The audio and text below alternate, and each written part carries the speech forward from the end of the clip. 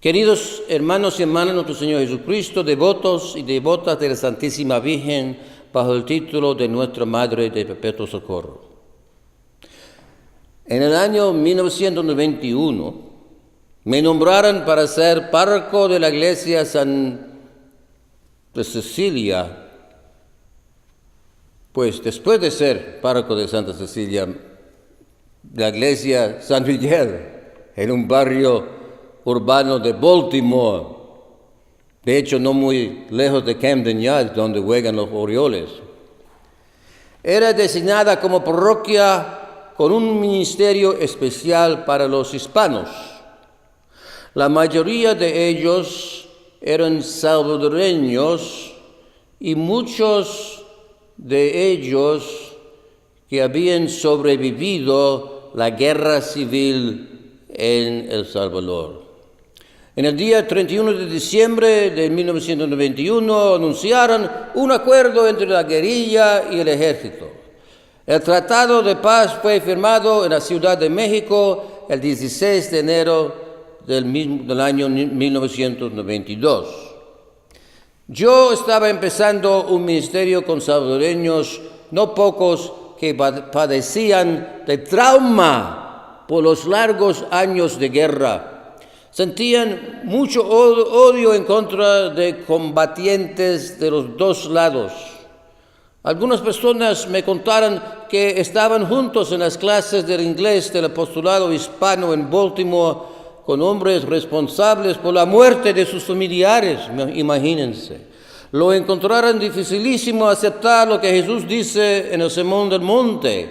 Amen a sus enemigos y recen por sus perseguidores.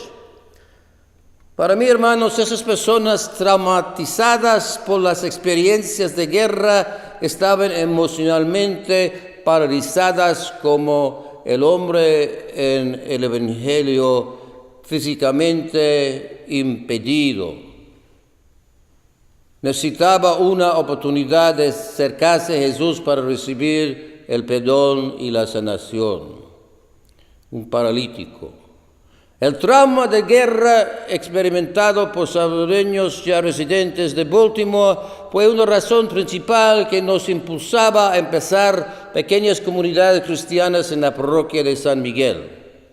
Las comunidades daban oportunidad a salvadoreños recién llegados de una zona de guerra para encontrarse con gente de fe que les prestaban la mano.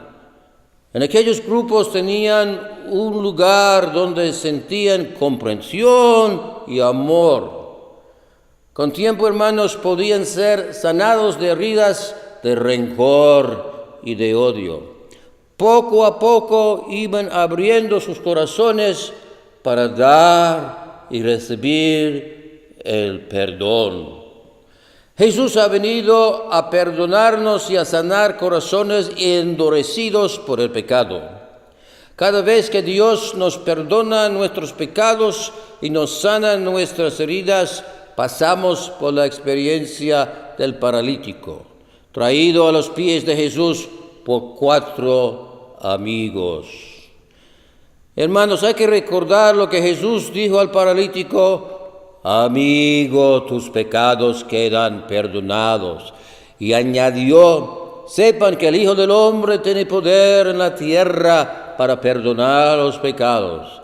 Y yo te ordeno, levántate, toma tu camilla y vete a tu casa.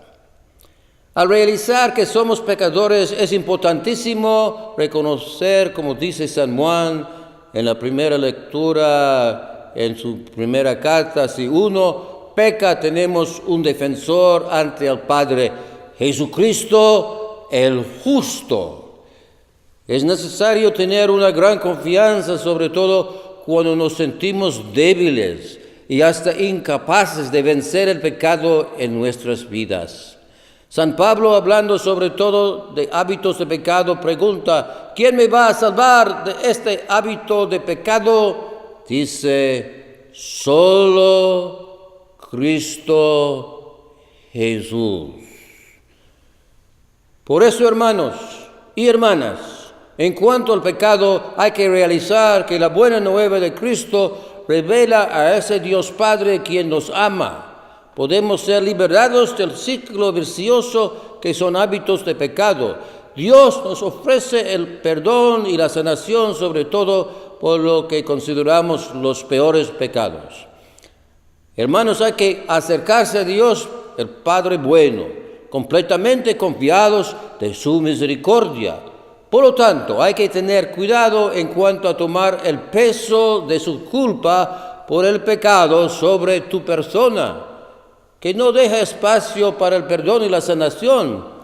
Mejor, Dios no quiere que el pecador, que somos todos nosotros, se desespere por sus culpas. Más bien, por la muerte, resurrección de Cristo y la gracia del Espíritu Santo, le abre camino que conduce al perdón, reconciliación, sanación y paz.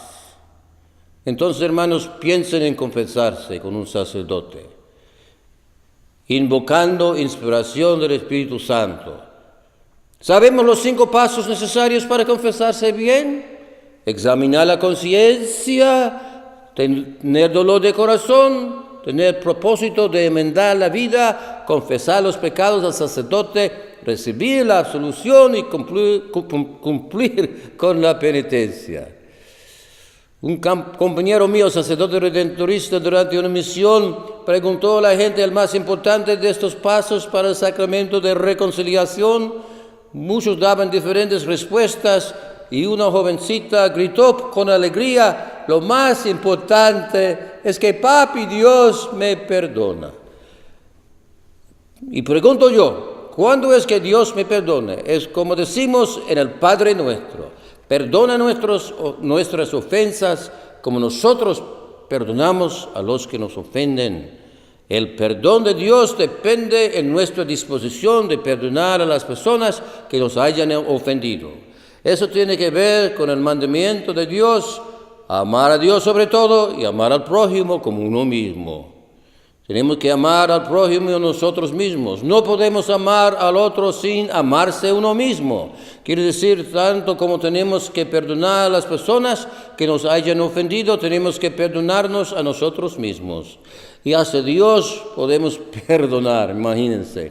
Puede ser que hemos echado la culpa a Dios por ciertos problemas en nuestra vida. Y aunque sabemos que Él no tiene la culpa, creo que tenemos a este Dios Padre de amor que nos va a comprender cuando expresamos nuestro deseo de recibir el perdón.